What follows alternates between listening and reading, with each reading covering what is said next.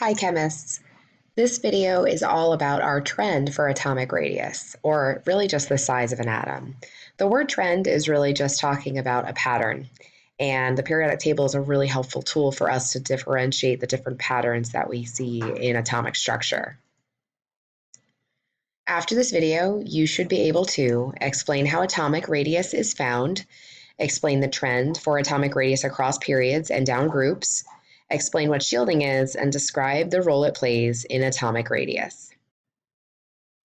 An atom actually doesn't have a fixed radius. The radius of an atom can only be found by measuring the distance between the nuclei of two touching atoms and then having that distance.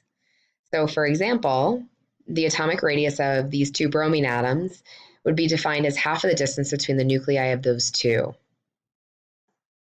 The radius of an atom is dependent on two things. It's dependent on the nuclear charge, or the magnitude of attraction from the nucleus, and the distance between the electrons and the nucleus.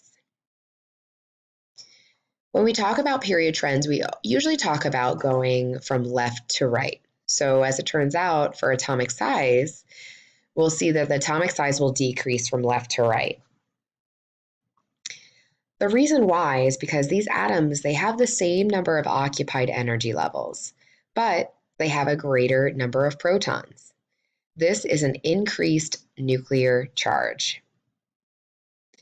The energy levels are more attracted to the nucleus as a result of this increased nuclear charge, and therefore it's almost like these energy levels are sucked in.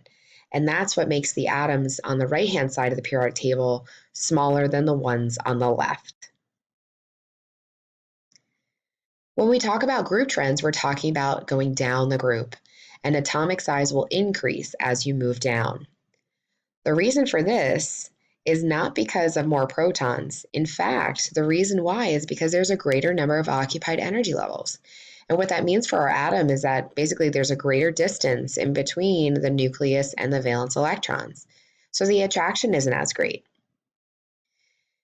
A lot of students often say, well, wait a minute, down a group, okay, we know that we increase in energy levels, but isn't there an increased nuclear charge too because there's an increase in protons? And the answer is no. And the reason why is because of this thing called the shielding effect. The shielding effect is whenever the inner electrons shield or block the attraction from the nucleus.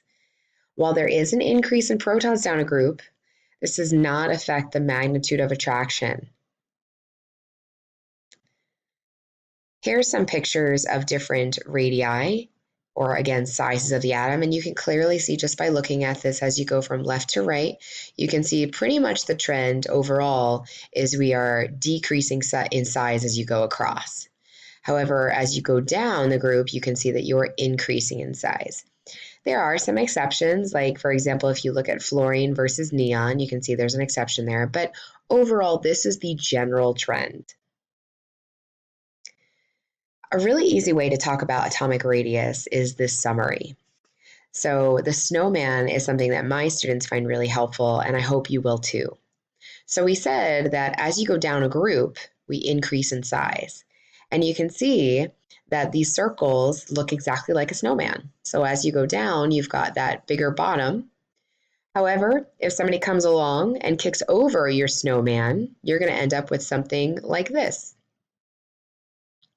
And when that happens, you can clearly see as you go from left to right, the size of the circles gets smaller, just like atoms do too.